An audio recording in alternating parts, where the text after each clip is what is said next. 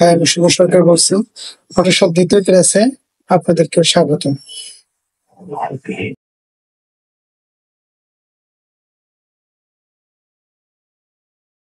যে এটা হলো মুখ টুল, এটা হলো মুখ টুল। এই মুখ টুলটা ব্যবহার করে আপনারা এখান থেকে এরকম লাগাবেন। এই ফাইলগুলো এখানে এরকম সরাতে পারবেন। এই ফাইলগুলো সরানোর জন্য অবশ্যই মুখ টুল ব্যবহার করবেন। এরপর হলো রেক্টেঙ্গেল টুল। রেক্টেঙ্গেল টুলের কাজ হলো আমরা যদি কোনো কিছু কাটতে যাই সেটা ব্যবহার করা যায়। আবার আমাদের বিভিন্ন শেপ তৈরি করার সময় এগুলো দরকার হয়। শেপ তৈরি করা বলতে এই হলো লেয়ার অপশন। এই লেয়ার অপশন থেকে আমাদের লেয়ার অপশনটা ইম্পর্টেন্ট একটা কাজ, সেটা হলো এই লেয়ার অপশনটা দিয়ে আমাদের এখান থেকে নতুন লেয়ার নিয়ে নতুন লেয়ার নেওয়ার পরে সেই লেয়ার দিয়ে আমাদের অনেক কাজ আছে। তো এই যে লেয়ার অপশনটা, এই জিনিসটা ভালো মতো আপনি খেয়াল করবেন। তো এই জন্য কি হবে, লেয়ার অপশনটা পাশে রাখুন। এই রেক্টেঙ্গেল টুল নেওয়ার পরে এখান থেকে আমরা নতুন একটা লেয়ার নেব। এখানে চাপ দেওয়ার পরে নতুন একটা লেয়ার দিছে যে লেয়ার টু, এটা হলো লেয়ার অপশন। যেভাবে দেখাচ্ছি ঠিক সেভাবেই ফলো করবে, আশা করি ভুল পারবেন। লেয়ার টু, লেয়ার টুতে চাপ দেওয়ার পরে আমরা সিলেকশন টুল দিয়ে একটা শেপ নেব। এখন আমরা অল্টার ব্যাক স্পেস চাপ দেবো। অল্টার ব্যাক স্পেস চাপার পরে দেখেন টুল দিয়ে সিলেক্ট করি, এখান থেকে একটা শেপ তৈরি হয়ে গেছে। তো এই শেপটা কি করবো আমরা,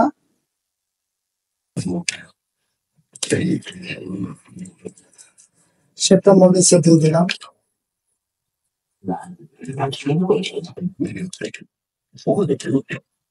এই শেপটা নিচে দিয়ে দিলাম। এখন এটা আমরা চাইলে আমরা কালার চেঞ্জ করতে পারবো। আচ্ছা, সবই স্টেপ দেখাবো। তো রেক্টেঙ্গেল টুলে কাজ করি, রেক্টেঙ্গেল টুল থেকে আবার এই গোল অপশনটা নিতে পারবেন। সেটা হলো আবার নতুন লেয়ার নিতে হবে, অল্টার আর শিফট ধরে এরকম ভাবে টান দেবে। অল্টার শিফট ধরলে অবশ্যই কোনো ব্যাকা হবে না, সোজা থাকবে সব কিছু। ওটা তো আমাদের দরকার হবে না, কাজের জন্য দেখাচ্ছে। লেসিটুলের কাজ হলো একটা পিক্সেল আনা লাগবে। লেসিটুলটা দেখাতে গেলে তো আমরা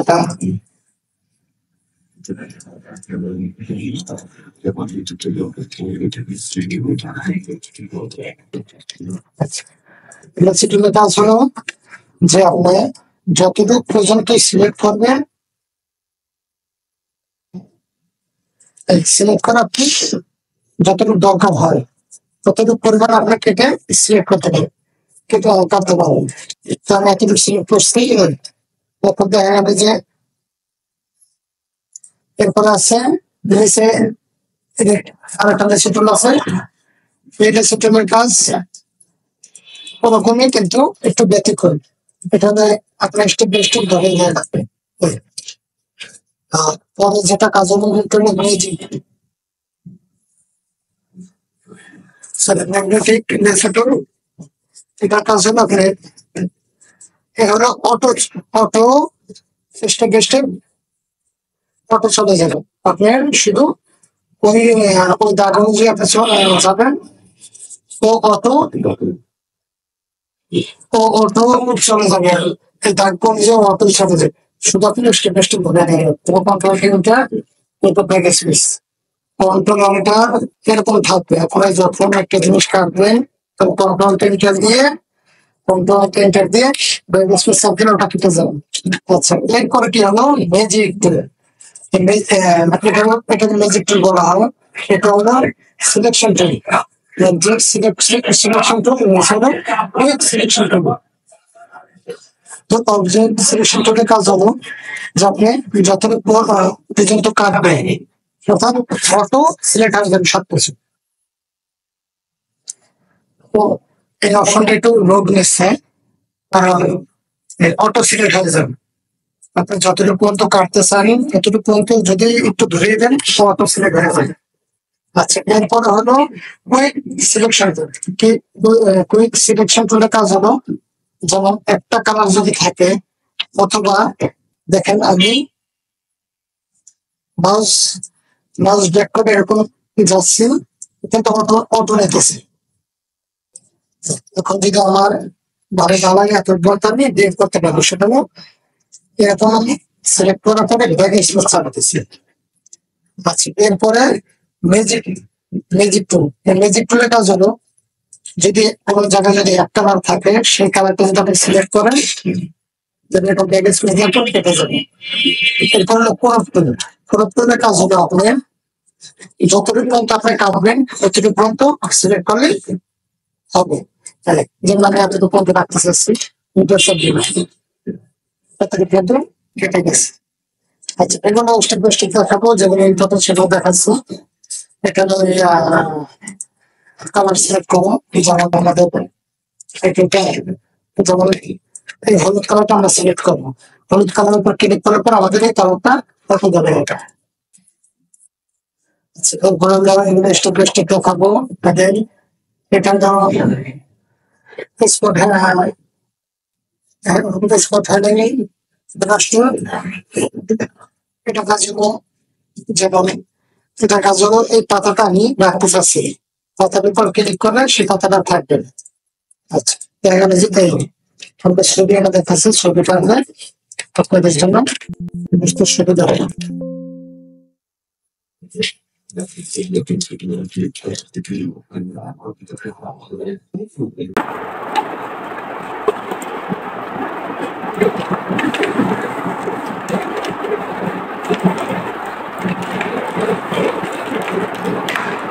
যেমন এই ছবিটাতে আমি দেখাচ্ছি, সেটা হলো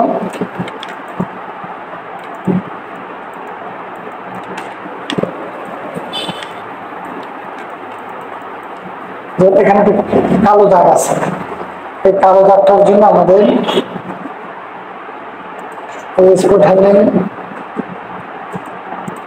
ব্রাশটুলটা নিয়ে আমরা যখন এটা চাপ দেবো, দেখতে পাচ্ছেন যে এটা কিন্তু এই ব্ল্যাকটা থাকছে না, পিছের যে সাদাটা আছে সেই সাদার সাথে কিন্তু মিশে যাচ্ছে।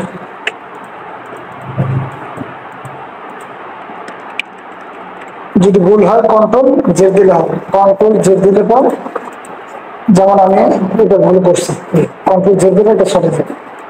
এরকম ক্লিক করে পর এই সাদাটা নিচের সাদা উপরে ব্ল্যাকটা থাকবে না, ব্ল্যাকটা থাকবে না, নিচের সাদার সাথে মিশে যাবে। এরপর হলো পার্টুলের কাজ হলো, এখানে যদি ময়লা থাকে বা এখানে যদি একটা দাগ থাকে, এই জিনিসটা ধরে যদি ভালো যে জায়গায় যেখানে রাখবেন সেখানে কালারটা এখানে হয়ে যাবে। যেমন এখানে একটা দাগ রয়েছে, এই দাগটা যদি আমরা সিলেক্ট করি, তারপরে যদি ভালো জায়গায় রাখি, এই দাগটা কিন্তু চলে গেছে। এটা স্পিড ভাবে করতে হবে তাড়াতাড়ি দেখানোর কারণে। এরকম একটা আমার সমস্যা আছে, কিন্তু যদি স্পিড ভাবে আপনারা কাজ করেন সুন্দর হবে। আচ্ছা, এরপরে ব্রাশ টুলের অনেক কাজ, সেটা হলো ব্রাশ টুল দিয়ে আপনার, যেমন এইটা হলো ব্যাকগ্রাউন্ড কালার, এটা হলো ফ্রন্ট কালার, এটা হলো নিচেটা হলো ব্যাকগ্রাউন্ড কালার। এই ফ্রন্ট কালারটা সিলেক্ট করার পরে আমরা যে কালারটা আমরা ব্রাশ করতে চাচ্ছি সেই কালারটার উপর ক্লিক করবো। যেমন এই কালারটা আমাদের সিলেক্ট করে ওকে চাপ দেওয়ার পরে এখন আমরা এই কালারটা অনুযায়ী আমরা এখন ব্রাশ করতে পারবো।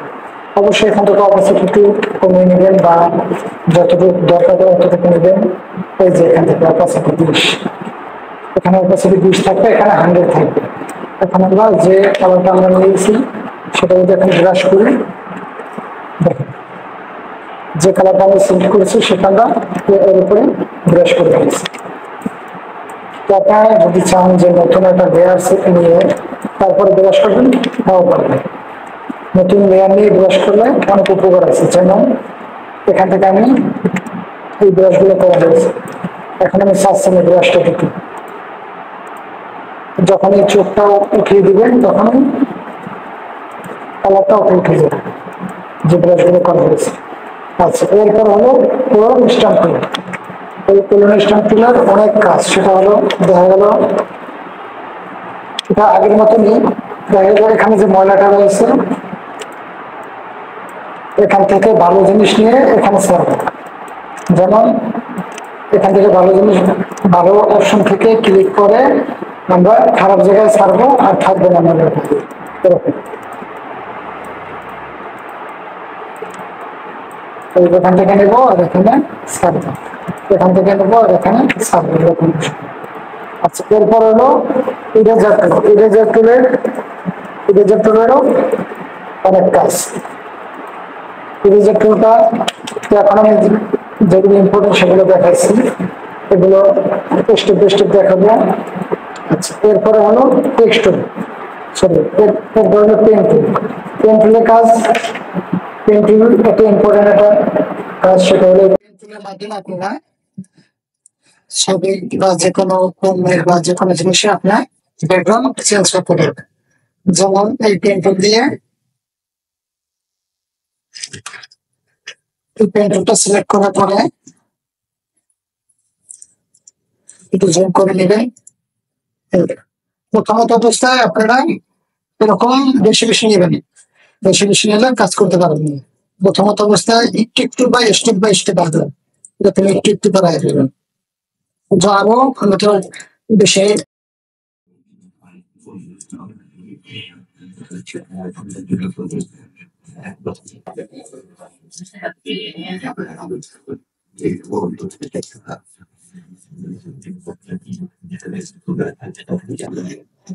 এরকম এইসব কারিগর বলছে এরকম দেখেন আপনার যে ছবিটা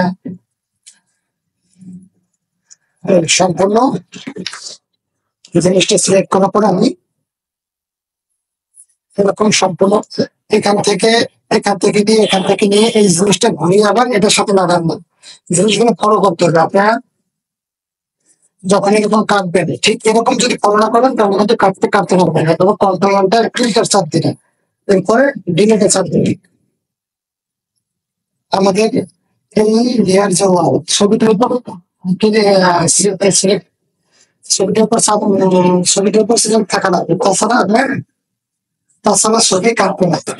লেয়ার অনেকে সিলেক্ট করার পরে আমরা যখন আমরা ডিলিটে চাপ দিচ্ছি তখন দেখেন ব্ল্যাক কালারটা ব্ল্যাক কালারটা আর কিন্তু নাই। এখান থেকে এই যে ব্যাকগ্রাউন্ড এটা